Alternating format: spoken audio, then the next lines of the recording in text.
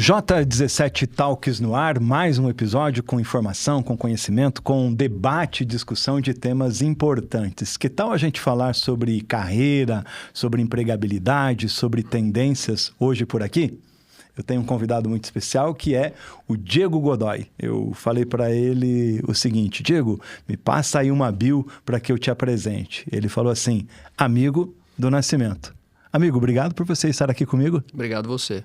Uma longa jornada de amizade, de compartilhamento. Verdade. Muitos anos já, né, Nascimento? Obrigado. Isso que é importante, né? A gente ter amigos e aprender juntos. Sim, sim. Obrigado pelo convite. Que legal. Olha, vou abrir a nossa conversa aqui, Diego, com uma pergunta que já virou chavão nesses tempos e eu, que tenho 57 anos, já ouvi esse tipo de perguntas algumas vezes, né?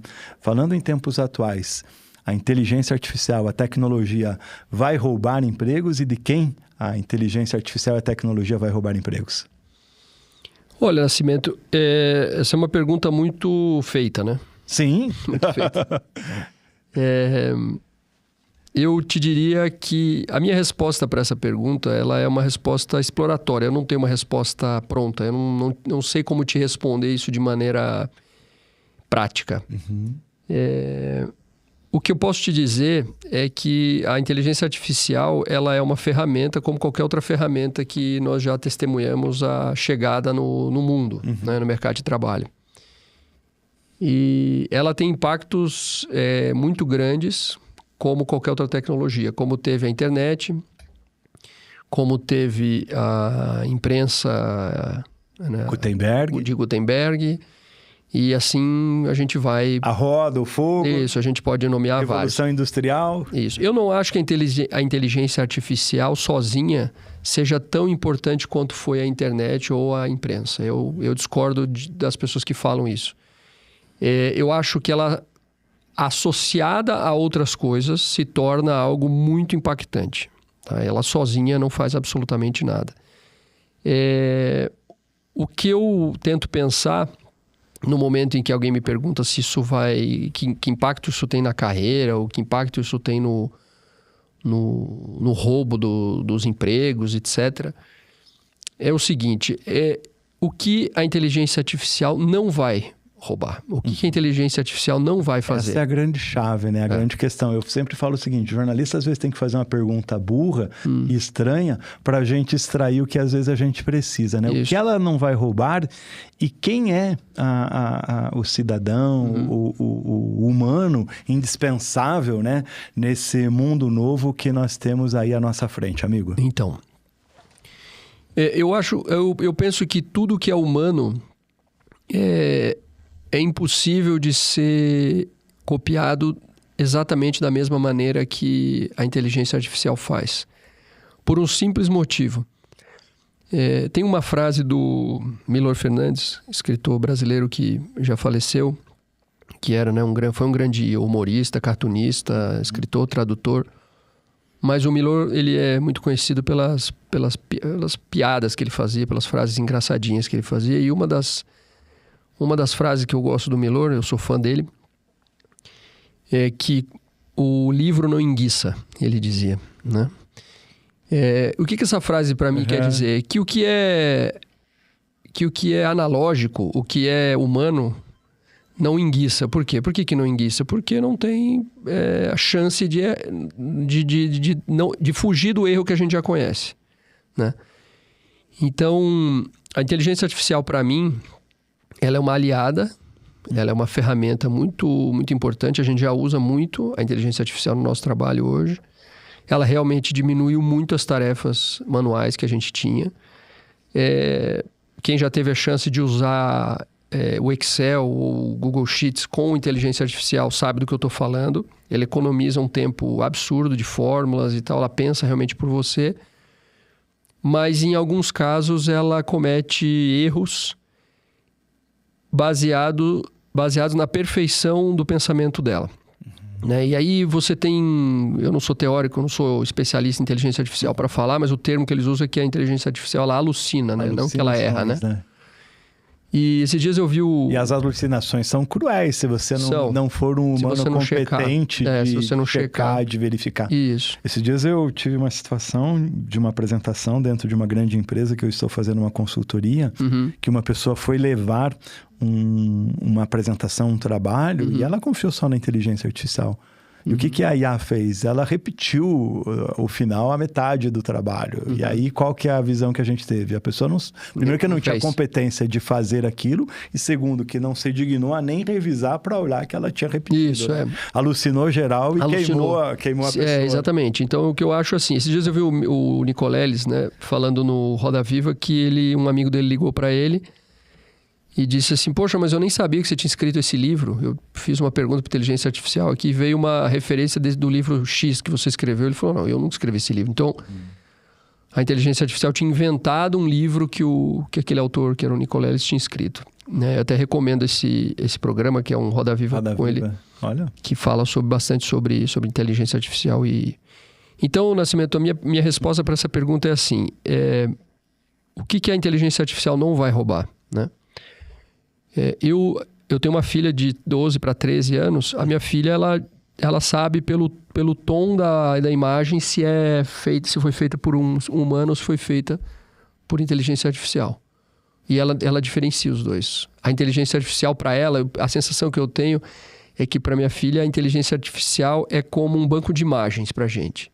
Sabe quando você vê uma propaganda que tem a mesma cara, uma propaganda de absorvente íntimo, de telefone celular e de uma confeitaria, é o mesmo homem ali, a mesma mulher naquela propaganda. Aquilo descredencia é como você falou da apresentação, aquilo descredencia o humano que está por trás daquilo ali. Então, eu acho que a gente tem que tomar muito cuidado com essa ideia de que a inteligência artificial vai fazer tudo por nós, porque em algum momento nós vamos começar a recusar o que é feito por ela. É verdade. E vamos valorizar o que é feito por humanos. Mesmo que isso corresponda a um erro. Então você pega, por exemplo, a Disney. Disse agora que vai retomar os desenhos animados feitos... Tradicionalmente. No papel. Uau. Saindo, inclusive, da tecnologia de animação gráfica, né? De computação gráfica. Voltando para o papel. Inclusive, tem um documentário muito legal no Disney Plus que é de 2022, em que eles fazem um curta de 1 minuto com o Mickey, comemorando o aniversário do Mickey, em que ele é todo feito com desenho no papel. 1 minuto, chama Mickey em 1 minuto. E eles contam a história inteira do Mickey e tal, e no fim tem o curta ali de 1 minuto com o Mickey. Então, assim, Nascimento, eu acho que... o que eu penso, né, para as próximas gerações e para quem está no mercado de trabalho? É essa pergunta. O que eu faço que a inteligência artificial não faz ou não fará tão bem quanto eu faço com o meu julgamento humano? Interessante. A sua grande diferenciação, né? O que te diferencia da máquina. Não significa que você não vai utilizar a inteligência artificial, né? Mas até porque o movimento da tecnologia, da inteligência artificial é irreversível. É irreversível. A gente tem visto que tem uma aceleração no crescimento de desenvolvimento de soluções. As chamadas alucinações e os bugs vão sendo corrigidos, né? E aí um ponto-chave da nossa conversa é o seguinte, com a experiência que você tem de recrutador, né, que começou agora, recentemente, né? Alguns dias. Alguns dias, né? Qual é a leitura que você faz do mercado hoje em termos de empresas, de companhias? A gente sempre tem e teve conversas boas de reflexão nesse sentido. Então, a leitura do mercado e a leitura dos talentos e profissionais. Como assim? Me explica melhor o que você quer saber com isso. Como que você vê hoje as empresas? Vamos dividir então. Assim, como é que você vê as empresas hoje em termos de tecnologia, de desenvolvimento e especialmente nesse olhar de busca de talentos e de profissionais? E depois a gente volta olhando para as pessoas. Olha, Nascimento, eu vejo que é natural. A evolução tecnológica é uma evolução natural. Porque a tecnologia ela é como qualquer outro recurso, né? Então, você tendo tecnologia disponível, e aí eu falo disponível no sentido de estar próximo a você, ela ser amigável, né? E ela ser comprável, ou seja, ela tem um preço acessível. Porque o que a inteligência artificial é de magnífica no dia a dia, no cotidiano? Né? Ela é fácil, ela é muito simples.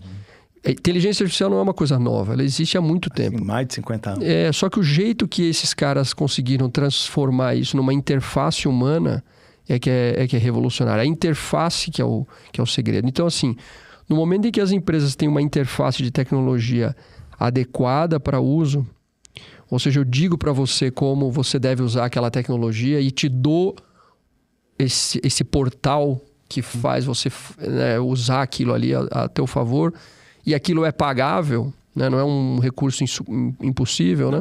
Exatamente, ela tem essa acessibilidade. Isso. Né?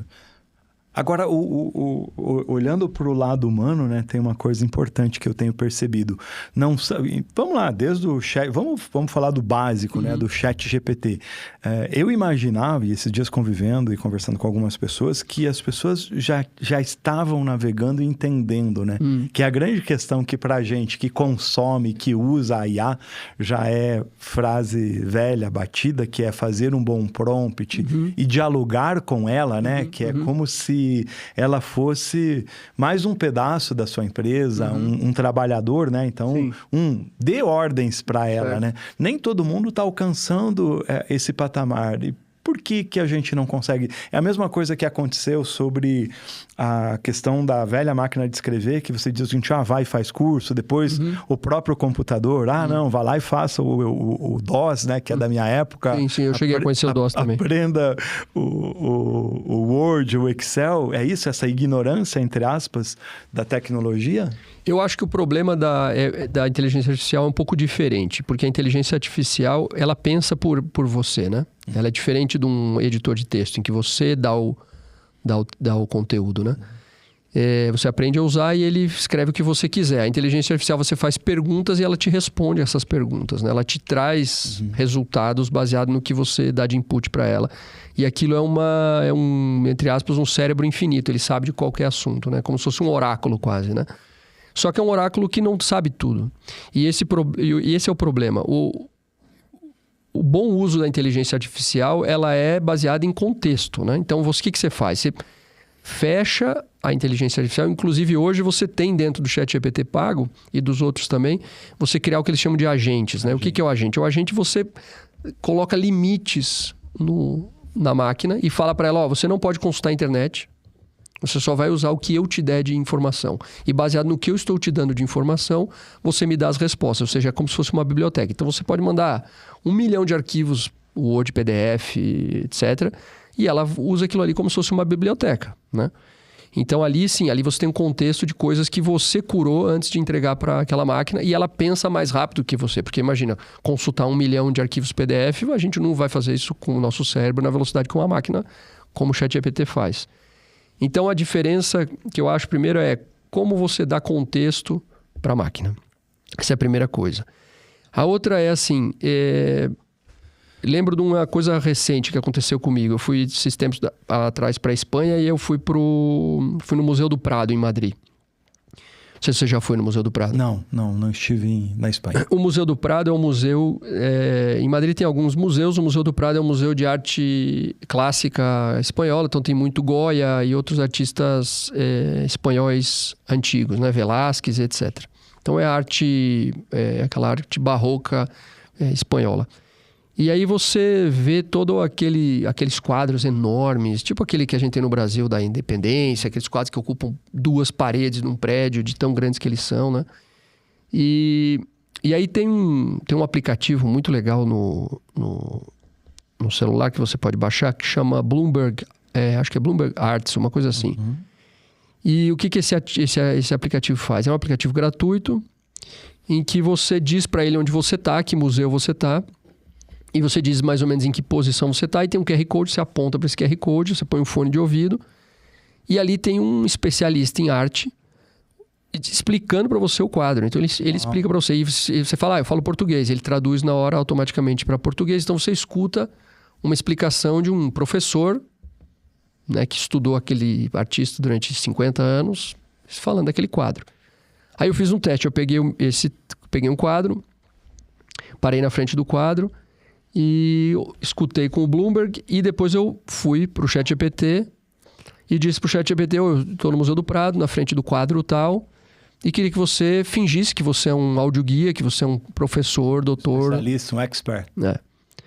E a explicação do ChatGPT, ela é boa, mas ela não tem uma coisa que o Bloomberg tem, que é o sentimento humano. Entendi. Que é a opinião da professora de arte. E eu, não sei você, mas eu prefiro a professora de arte dando a opinião dela do que o ChatGPT. A máquina. Porque tem duas coisas aí que eu acho que aí a gente pode até entrar em outro assunto, Nascimento, que é assim, eu só escuto no mundo atual a opinião que me agrada. Eu só tenho... A lógica que me conforta é a lógica que confirma o que eu penso. Uhum. A lógica que me aproxima dos outros é a lógica que faz com que eu pense igual a você. Ou seja, se você vota no Lula e eu voto no Bolsonaro, nós não podemos ser amigos. Uhum. Se eu voto no Joe Biden e você votar no Trump, obviamente nós não podemos ser amigos. Então,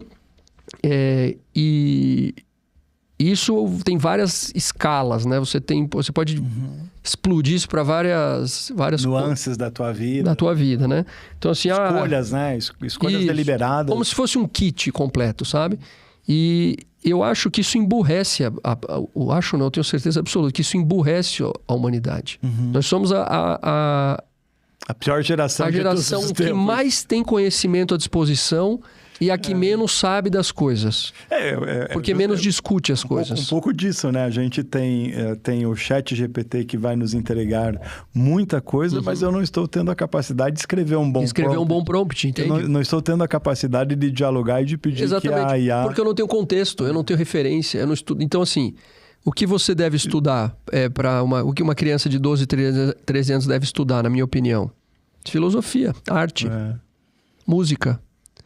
Porque, assim, como vai usar o Excel... Cara, o Excel, hoje você não precisa saber usar o Excel. O Excel te ensina como usá-lo de maneira automática. Trazendo isso para o contexto corporativo empresarial, recente a gente falou aqui até nesse espaço com o Zé Manuel, com um dos nossos convidados, o Riades, da necessidade da gente ter, inclusive nas corporações, CEOs... mais filósofos e entendedores do mundo de hoje numa completude do que com algumas hard skills. É uma boa ideia, uma ideia excelente, né? Existem várias correntes no mundo pensando isso. A School of Life do Alain de Botton fala muito nisso há anos já. Eu acho que é um bom pensamento, talvez utópico, mas muito um bom pensamento. Não sei se você já viu um documentário do... Eu acho que agora está no Disney Plus. Ele era de uma outra streaming, mas agora está no Disney Plus. Que se chama Amém. Francisco Responde. Já ouviu falar, não? Não, preciso ver. Você vai gostar. É tua cara esse documentário, inclusive. E é o seguinte, são 10 jovens escolhidos, não sei como. Mas eu percebi que todos falam espanhol mesmo. Tem um rapaz da África que fala espanhol também. Uma moça dos Estados Unidos também, que é indiana, mas fala espanhol, e eles são escolhidos e vão a Roma, encontram o Papa Francisco, e eles podem fazer perguntas ao Papa. Já vi. E no meio desses 10 jovens, você tem uma moça que é católica, uma outra que é evangélica, um outro que é ateu, outro que é agnóstico, outro que é muçulmano, um que foi abusado por um padre, um outro que foi expulso, uma moça que era freira e hoje é casada com uma mulher. E o impressionante desse diálogo com o Papa, e eu sou fã do Papa Francisco, né? É que ele faz justamente o que eu estou te dizendo aqui, o que nós estamos falando aqui. Ele é aberto ao contrário. Porque imagina você ser o Papa da Igreja Católica, né? Sim. É o chefe do dogma número 1 da Igreja Católica, talvez da... O guardião dos princípios, daquilo que estava escrito com letras fortes há muito tempo. Isso. E ele trouxe esse olhar. E aí chega um jovem e fala para ele assim, mas a minha irmã foi expulsa da igreja, porque ela abortou. O que você acha disso, Papa? Eu vi esse... Apenas do Papa estar aberto... Fantástico usou alguns trechos. Pode ser. Apenas do Papa estar aberto a ouvir essa pergunta e responder a essa jovem... Isso, para mim, é um exemplo do que nós estamos falando aqui. E ter humildade, em alguns momentos, ele fez um silêncio profundo de dizer o seguinte, eu não tenho capacidade eu não sei. de te responder isso. Sei. Exatamente, né? Eu não sei. E outra, entendo o que você está dizendo. Entendi a sua posição. Eu sou o Papa, eu tenho a obrigação de abrir a porta da igreja para você, vou te receber, mas apesar de eu não concordar com o que você pensa. Mas o princípio da igreja diz que ela está aberta para todos. Então, assim, em que ponto da nossa sociedade hoje a gente está, voltando para o assunto carreiras e mercado e empresa, né? Para estar aberto a discutir pontos de vista diferentes que engrandecem e enriquecem as empresas, os negócios, ao invés de simplesmente dizer, isso não é daqui. Sabe o tal do fit cultural? Eu odeio essa história de fit cultural. Acho isso uma baboseira, assim, uma coisa absurda. Posso estar me jogando do precipício falando isso aqui num programa. Mas as nossas conversas sempre são assim, né? Sempre são boas. Mas eu acho uma baboseira. E elas começaram antes, inclusive, da fama dos podcasts, das conversas. Sempre pensando fora, né? Diferente. Eu acho que assim, esse olhar de diversidade, né? Porque o fit cultural, Nascimento, nada mais é do que um viés de confirmação do meu modelo mental e do seu. A incapacidade de pensar diferente, de estar aberto, né? Ontem eu tive uma conversa com um presidente de um grande grupo educacional, um amigo meu, e eu fazia provocações justamente nesse sentido, né? A gente tem, inclusive, no modelo educacional e no modelo empresarial corporativo, decisões tomadas, decisões não só tomadas, mas impostas para serem validadas. Isso proíbe. Eu gosto muito do Domenico de Masi. O Domenico de Masi tinha uma frase, uma palavra que ele fala assim, o olhar criativogênio. Ele, quando você tem esse princípio, você impede que a gente crie novos negócios, novos serviços, veja com outras oportunidades. E a gente tem no discurso que a gente gosta da diversidade, gosta da inclusão, a gente gosta do olhar estrangeiro. Até o momento que não incomoda. Gosta de pensar fora da caixa, mas na hora que não incomoda a mim. É até o ponto que não me incomoda. Isso é fato com todo mundo, comigo, com você, com qualquer um. E a gente tem que ser observante nisso, porque não sei se você lembra do bafafá, que foi há uns 4, 5 anos, quando a Anitta foi anunciada como membro do Conselho de Administração do Nubank. Você lembra disso? Sim, lembro sim.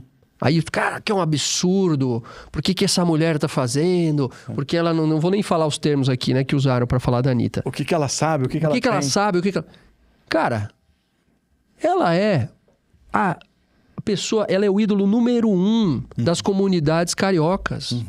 Cara, querido, você pode não gostar da Anitta, mas você é 0,1%. 99,9% dos correntistas do Nubank amam a Anitta. Se a Anitta não tiver no Tem um entendimento, tem uma informação e tem um sinal... não implícito, mas explícito para esse cliente, esse mercado. Isso. E outra, de pertencimento. Ela traz a visão que você que está na sua bolha aí, sentado no escritório na Faria Lima, não sabe. Você não sabe o que você... o que o pessoal lá da... Por exemplo, se eu chegar para você e falar assim, Nascimento, que é qual que é o prato a comida mais servida no Brasil aos domingos, hoje na periferia de São Paulo? Você sabe me dizer, não? Tem a menor ideia. Churrasco. Eu sei porque eu li isso faz pouco tempo. Churrasco. Não vou entrar em termos políticos aqui, mas o que o Lula prometeu quando ele foi candidato a presidente? Picanha. Você acha que o Lula prometeu picanha para mim e para você, cara? Não. O endereço certo. Ele mandou para o endereço certo a picanha. Ele sabe com quem ele está falando. A Anitta, no momento em que ela entra no conselho de administração do Nubank e ela fala que pro cara, o problema do cara lá do complexo do Alemão não é que o cartão de crédito tem o limite baixo. É que ele não tem onde pagar o boleto. Porque ele trabalha de segunda a sábado. Entendi. E no domingo ele não tem como ir na lotérica pagar. E no complexo do Alemão não tem agência bancária. Não sei se você sabe disso. Sim. Porque não vai abrir a agência bancária lá. Saiu lá o Banco das Favelas. Isso, o Banco Maré lá, né? O Banco Maré. Isso, que é do Anderson lá. E aí, essa visão? Aí o cara fala assim, mas ninguém faz o cartão de crédito no Nubank. Será que o problema é o limite? Será que é porque é roxo? Não, cara, é porque não tem onde pagar o boleto, meu amigo. E isso é uma visão que só o cara que tá lá dentro vai trazer para o banco? Então, se você não tem essa visão do outro, e se você não está aberto a escutar o outro, por mais que o outro te desagrade, ele pense completamente diferente de você, a ideologia dele seja diferente da sua, é a realidade. Aquilo está acontecendo, cara. Aquilo ali é real, não tem como você... Você pode ou não olhar, você pode fingir, você pode fugir, não vai deixar de acontecer. Está acontecendo, é real, né? Então, eu penso que negócio tem... E a inteligência artificial é muito isso, é fabricar a realidade que eu quero. Ela vai dizer para mim... Você absurda essas acompanhantes virtuais que estão nascendo? A grande questão hoje, né, que ela não te contesta, ela não te cobra, ela só te elogia, né? Mesmo que você faça uma coisa que não seja legal, ela sempre vem com um elogio. E que o bom humano, tem essa capacidade de advertir, né? Hoje de manhã eu estava fazendo uma mentoria para um executivo que ia fazer uma apresentação super importante e dei caminhos. E eu fiquei feliz. Ele falou, puxa vida, o que eu estou pensando há 20 dias, você resumiu numa conversa de 10 minutos. Né? Então, o quanto a IA tem essa capacidade, o quanto ela tem a capacidade, porque daí na minha conversa com ele, eu levei pontos importantes e conflitantes e distoantes daquilo que ele pensava, né? Sim. O quanto que a IA faz esse papel, né? Diego, queria que você falasse um pouquinho do trabalho que você faz hoje através da sua empresa, através do seu projeto, né? E que olhar você tem para a busca de profissionais e executivos? Momento jabá. Jabá, tá liberado, aqui tá liberado. Aliás, momento jabá, e isso é importante. Esse mesmo executivo que eu conversei ontem, até preciso te apresentar, ele falava muito sobre o desafio hoje de achar profissionais diferenciados, até mesmo com assessoria, porque esse tipo de profissional virou, eu chamo que mosca branca com uma luzinha de vagalume no bumbum, piscando azul intermitente, né? Então, Nascimento, a gente trabalha com recrutamento e seleção há bastante tempo, né? A gente que eu falo sou eu e os meus sócios e a equipe que a gente tem hoje na Muda. Né? A minha empresa se chama Muda, com 2 U's, .work, muda de mudança. Né? Nosso slogan é as pessoas certas mudam tudo. Que é a gente chegou nesse slogan depois de algum tempo de trabalho. Então a gente mudou a marca em 2022. E hoje o nosso foco são as empresas em que a gente fala ou com os donos, ou com os primeiros executivos, ou com os herdeiros, ou com as pessoas que assumiram negócios depois de um tempo, ou que estão nos seus negócios há muito tempo, mas que são os donos e comandantes desses negócios. Então, 90% dos nossos clientes são assim. São empresas, muitas vezes, médias e grandes, que não têm uma estrutura de recursos humanos madura, e que eventualmente vão ter necessidade de fazer um recrutamento executivo, não executivo, mas a partir de um especialista, de um coordenador, a gente já participa do recrutamento dessas empresas, ajuda a montar descritivo de cargo, etc. E mais recentemente, em 2023 para 2024, nós começamos a vender serviços para pessoas físicas. Então a gente tem um trabalho de consulta de carreira, que a gente chama, que é para assessorar executivos, executivas, às vezes até empreendedores, que querem se encontrar profissionalmente e não sabem como fazer isso, onde se inserir no mercado de trabalho, como, com que salário, nunca fizeram um currículo, faz muito tempo que não fazem um currículo, querem entender o LinkedIn, né, que é uma rede social que é um mistério para muitas pessoas, então a gente ajuda a decifrar esse mistério para elas. E é isso, esse é o nosso trabalho. Então, a gente tem um trabalho de B2B, que é esse de atender as empresas, e tem um trabalho B2C, que é para atender um tipo específico de profissional, que precisa dessa orientação, né? Legal. Quero explorar um pouquinho aqui, rapidamente, naturalmente, que para não entregar todo o ouro aí do seu conhecimento, mas para a gente explorar esses 3 pontos aqui que você trouxe. Empresas, esse trabalho de assessoria e um pouquinho de LinkedIn para a gente ir lá para o encerramento da nossa conversa, né? O que as empresas estão buscando, tá? Que você tem sentido em termos desses profissionais de coordenação, de gerência e de alta direção? O que elas têm te pedido? Nascimento, acho que o grande ponto do recrutamento hoje é a gente sair do que a gente antes conhecia como as profissões clássicas, sabe? O gerente industrial, o gerente de operações, o diretor de vendas. Essas caixas, elas se expandiram, né? Elas ficaram diferentes por vários motivos. Um deles é que a gente saiu de um modelo econômico que vinha desde o fim da Revolução Industrial, desde o fim do século XIX, na Revolução Industrial, até a década de 1990, em que você tem o boom das empresas digitais. E se você olhar hoje o mundo, quem manda no mundo, né, o market cap hoje do mundo é das empresas digitais, tecnologia, né? O Brasil está muito atrasado nisso, tá? Apesar da gente falar bem do Brasil, etc., o Brasil tem um espaço muito grande para crescer em tecnologia. A gente não tem grandes empresas de tecnologia como tem os outros países, como você pega, por exemplo, a Índia, que tem uma educação um pouco melhor que o Brasil. Tem muito mais empresas de tecnologia de valor de mercado muito alto. O Brasil não tem tantas. Tem algumas, mas poderia ter muito mais pelo tamanho do mercado consumidor, de varejo, etc., que a gente tem.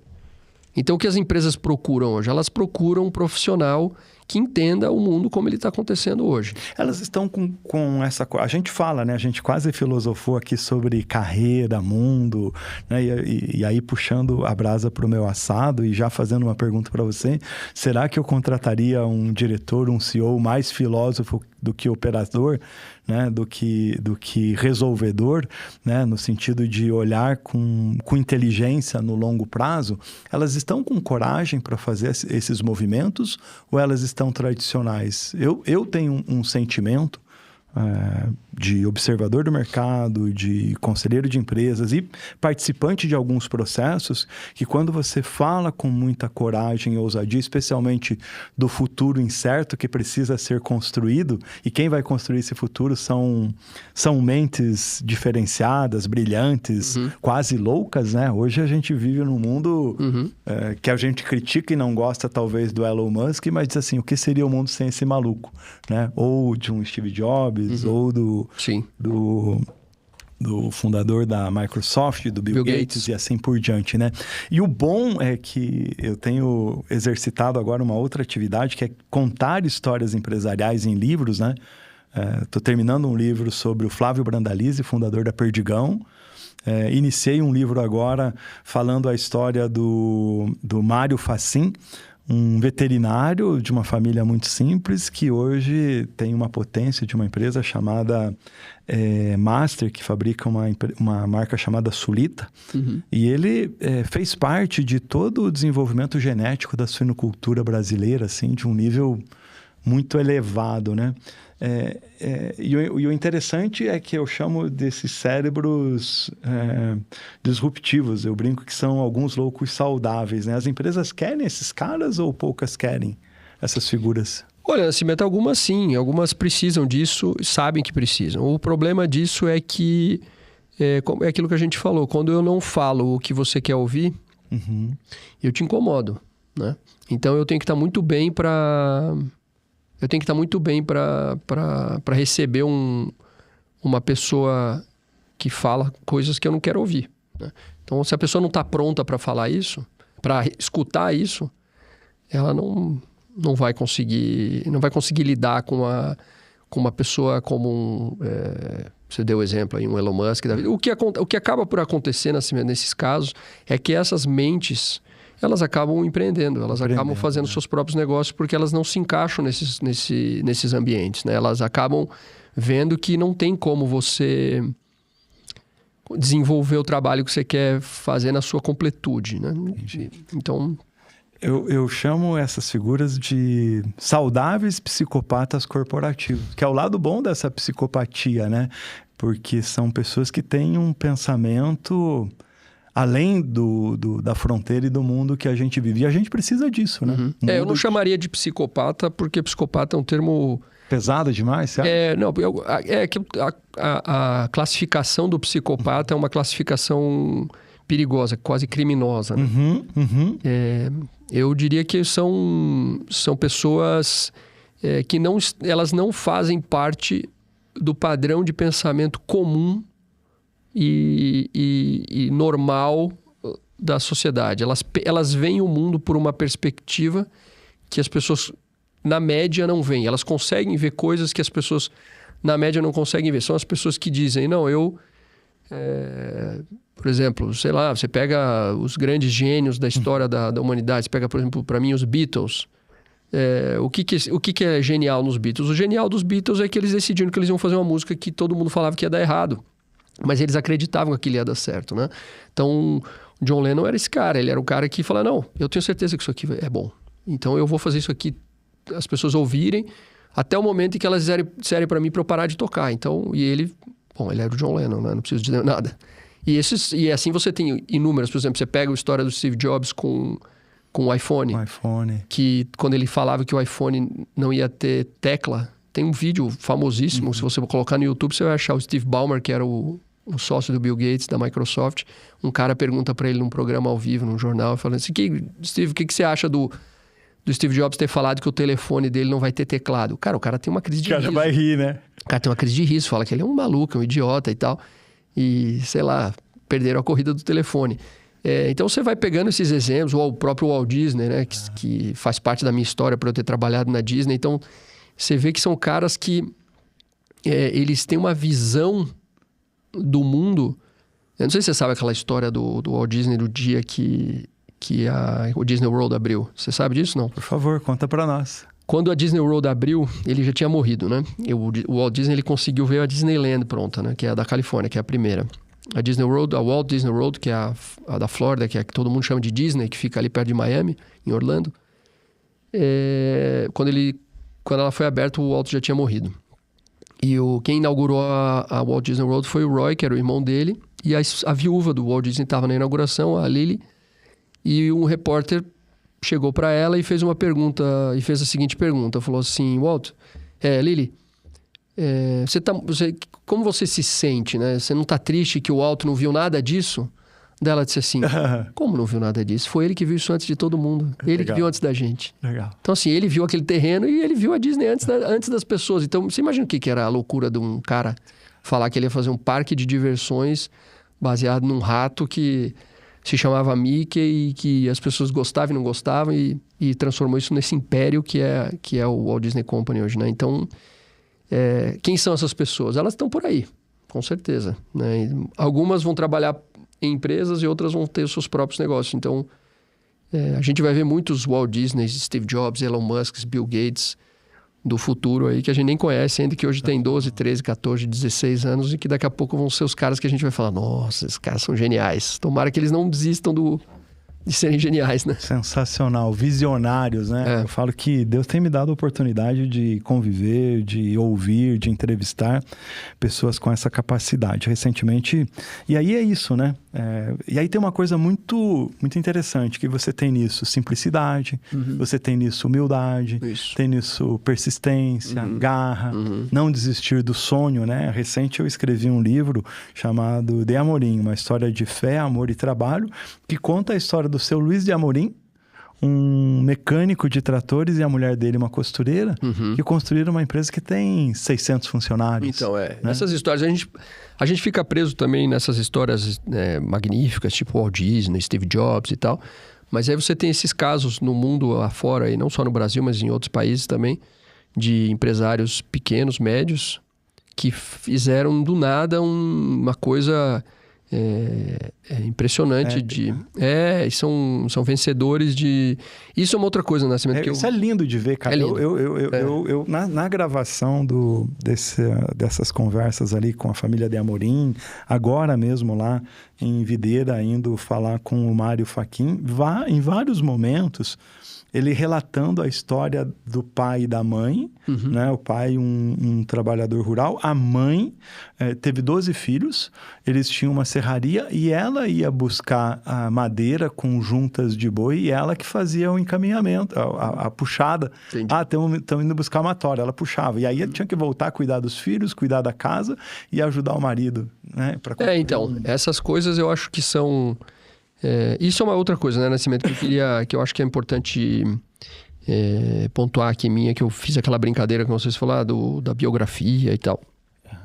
Você sabe que eu tenho, talvez isso seja a maturidade chegando para mim, assim, eu tenho cada vez mais visto isso como uma coisa boa, claro, né? Porque você constrói também, quem diz que não gosta de reconhecimento é mentiroso. A gente sempre tem uma vaidade. A gente gosta, né? Claro, tem que ter, eu acho, faz parte da nossa existência. O que a gente tem que tomar... paga um preço para construir, por isso, tem em determinado momento. Sim, é gratificante, claro. Mas a gente tem que tomar muito cuidado para não viver desses adjetivos, sabe? Isso é uma coisa que eu tenho cada vez mais questionado, assim. Acho que isso é um problema do mercado de trabalho. Verdade. Em que a gente vive preso nesses adjetivos e tal. E aí você esquece disso que nós estamos falando, da essência, né? Do humano, né? Que até é engraçado, eu estou falando isso e lembrei agora de novo do documentário do Papa. Ele fala, né? Isso que você está dizendo são adjetivos. E eu estou preocupado com o substantivo, ele fala. Eu não quero saber dos adjetivos. Então, quem é você, né? Existe na School of Life tem um negócio que eles falam, que existe um ato heróico em você ter um emprego, pagar as contas, cuidar da sua família, ir no fim de semana no cinema, fazer um almoço para os seus familiares, você ter as coisas, você conseguir passar o cotidiano de uma maneira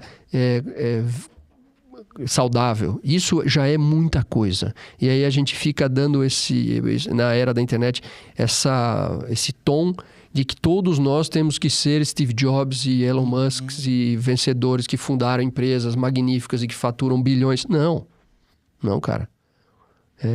Talvez eu falo muito isso nessas consultas de carreira que eu tenho, porque eu percebi que esse é um fardo muito pesado que hoje se carrega. A nossa geração, né? Eu tenho 57, você é bem mais novo. Talvez as gerações atuais não tenham tanta essa preocupação com o ter. Mas a minha geração é aquela geração que tinha que ter a casa, né? Quem casa quer casa. Tinha que ter o carro, tinha que ter a carreira. Não podia ser mandado embora do emprego, né? Eu lembro uma vergonha. Eu lembro do meu pai falar, fulano foi demitido. Meu Deus, roubou. Né? Fez alguma coisa errada, porque era fora do padrão. E isso traz para toda uma geração uma cobrança. Mesmo atualmente, recente participei de um processo e a recrutadora me perguntou, aliás, foi o melhor processo que eu participei até agora, de uma empresa muito transparente, trouxeram as descrições, remuneração, e ela foi perguntando, faz sentido? E em determinado momento, a posição era por uma posição de gerência sênior e não era diretoria, e ela me perguntou, tem problema para você que já foi diretor de empresas ser gerente? Eu falei, de maneira nenhuma, eu já estou com 57 anos, né? E não é o título que vai... Sim.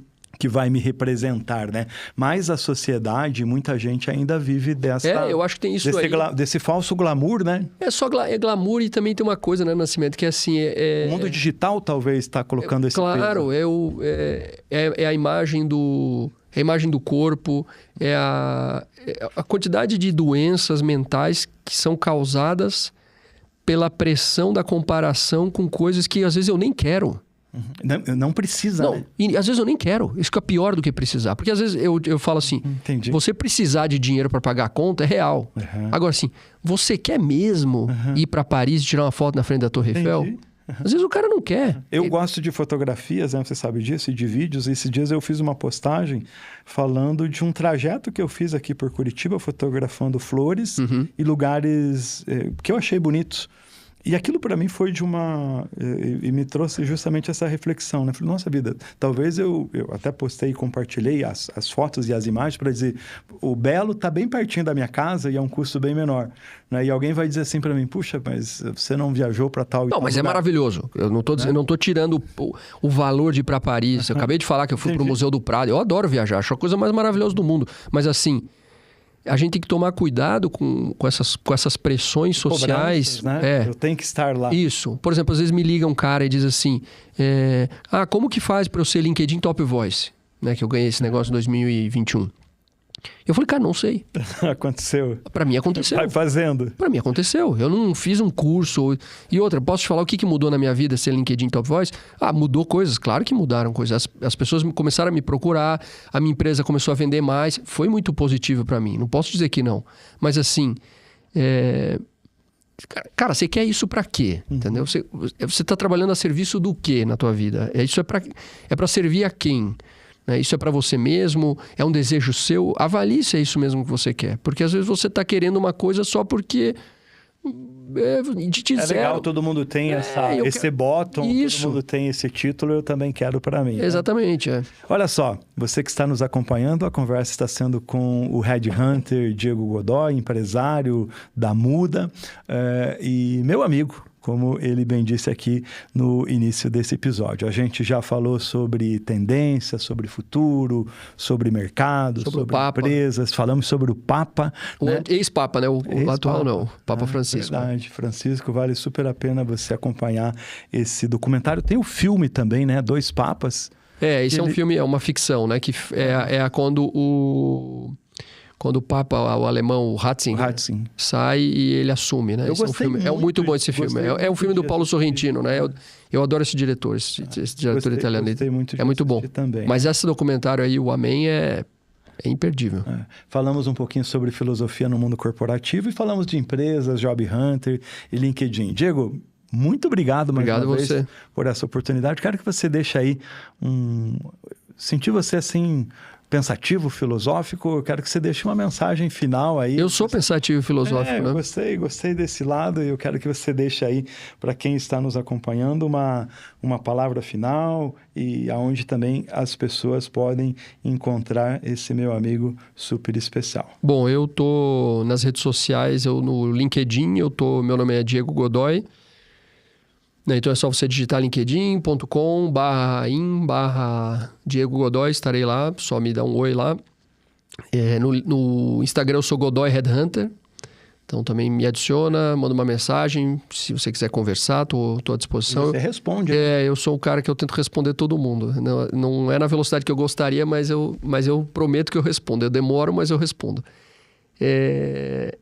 E uma mensagem final... Nascimento, eu acho que a minha mensagem final é sobre isso que eu te falei aqui. A gente falando de carreira, de trabalho, de negócios, é você refletir se o que você deseja profissionalmente e pessoalmente, mas principalmente profissionalmente, é realmente um desejo seu, é realmente uma coisa sua. Antigamente falava muito, meu pai queria que eu fosse médico, né?